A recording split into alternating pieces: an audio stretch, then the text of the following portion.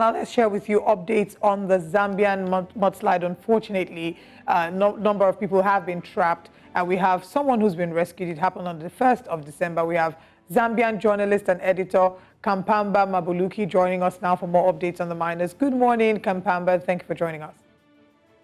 Good morning. Thank you for having me. Good morning, Africa. I hope Nigeria is better than us.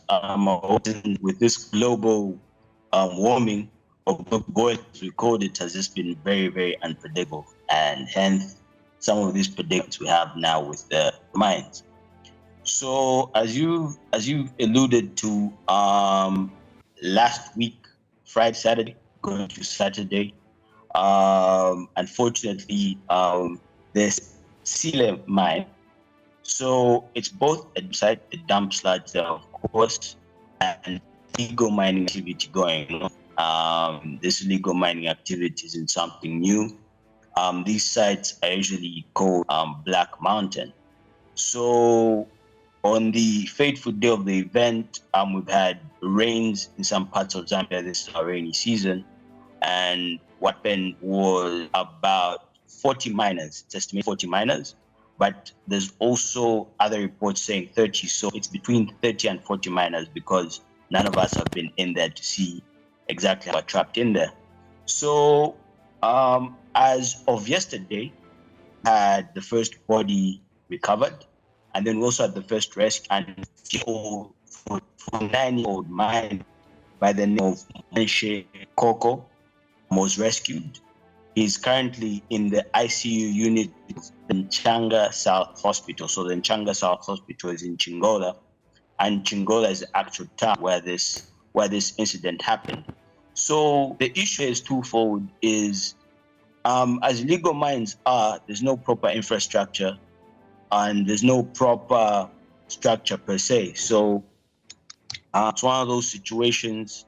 It's one of those situations where anything can happen, and in disaster, it's very difficult to mitigate, and it's very difficult to sort out, because we do not really know exactly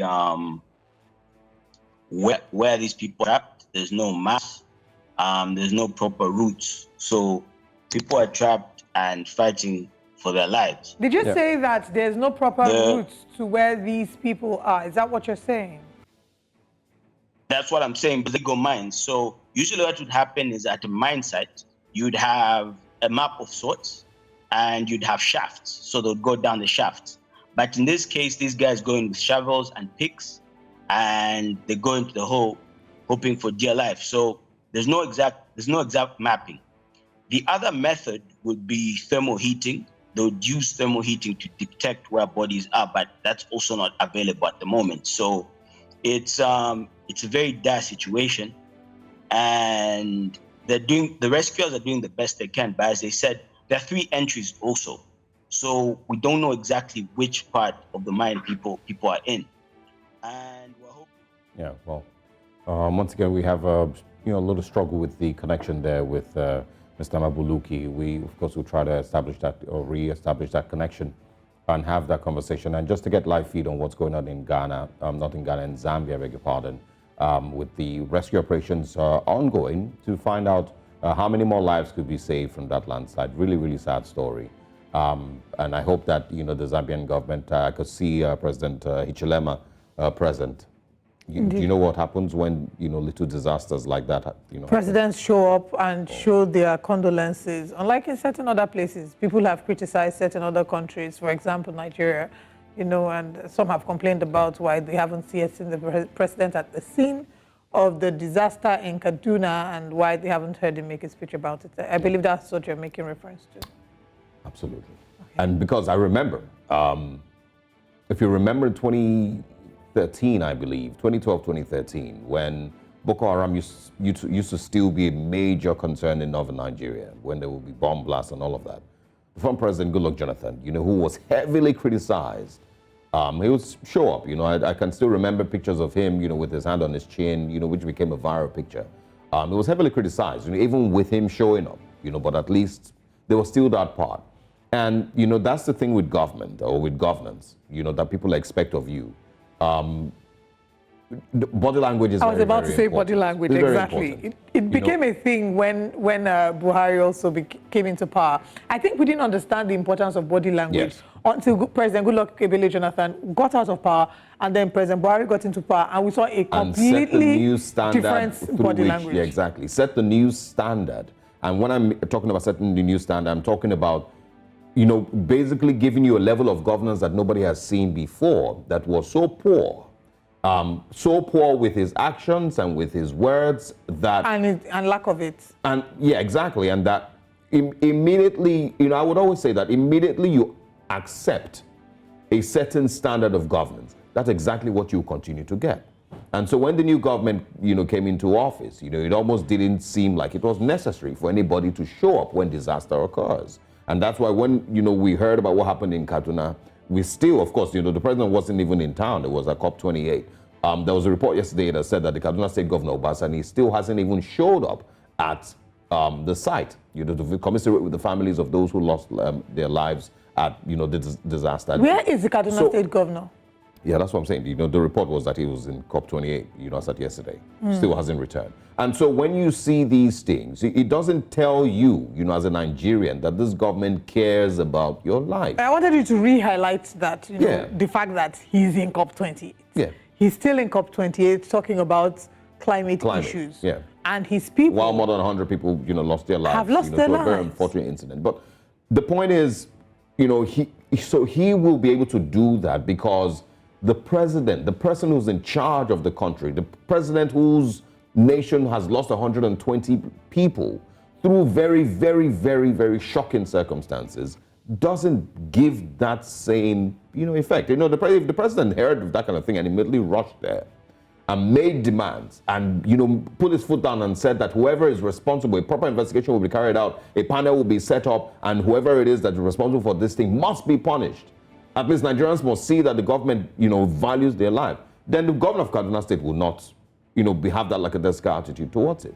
And so when you see these types of things, you can't say, and this is my theory, you can't say that the same government who is so unreactive towards, the value of the average Nigerian life, when Nigerians lose their lives in their dozens and in their hundreds, that same government cannot convince you that they will create a budget that will, benefit you. They will not. That same government cannot convince you that if 100 of you die in very, very shocking circumstances and they don't seem bothered, that same government should, it's hard. It's going to be hard for them to convince you that they have a budget and they have ministers and they have people that they've appointed, and that would make the country better. It's hard. It's really hard. That if when 100 of us die, you don't show up to at least commiserate with our families, who's the minister that you've appointed that's going to make our life better?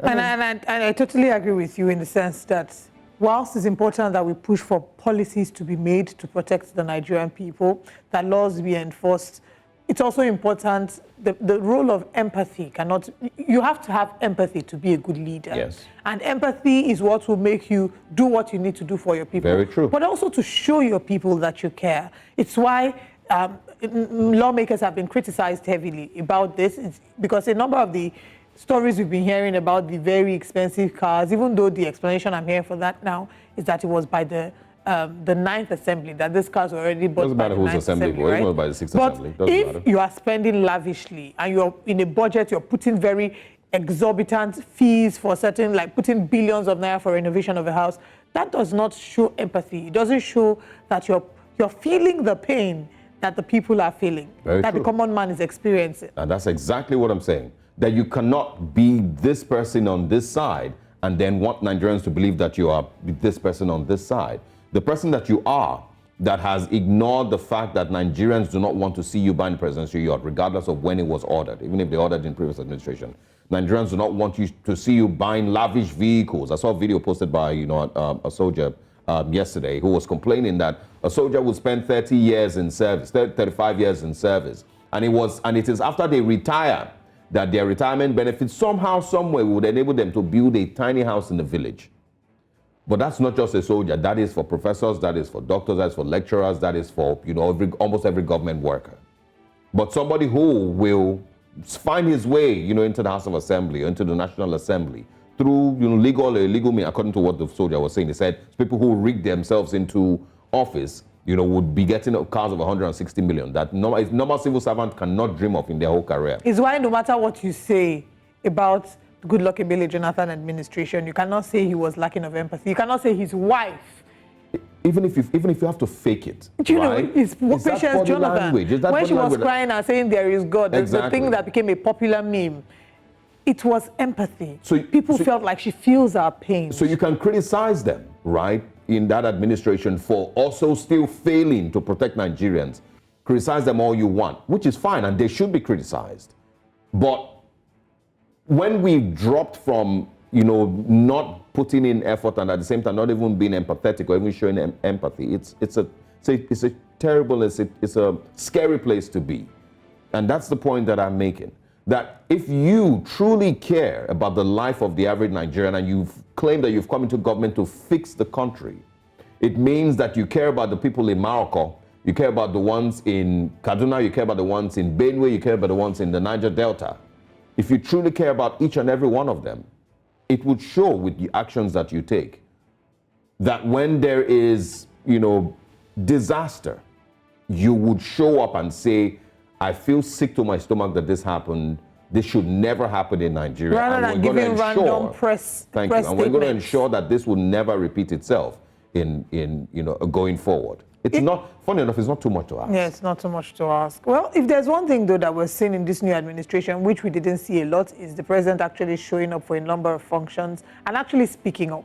We need to see more of that. To be honest, many would argue that it was non-existent in the last administration, that it was almost non-existent. But well, like I said, when you accept, bare minimum, it yeah, we're used to bare continues. minimum. Yeah.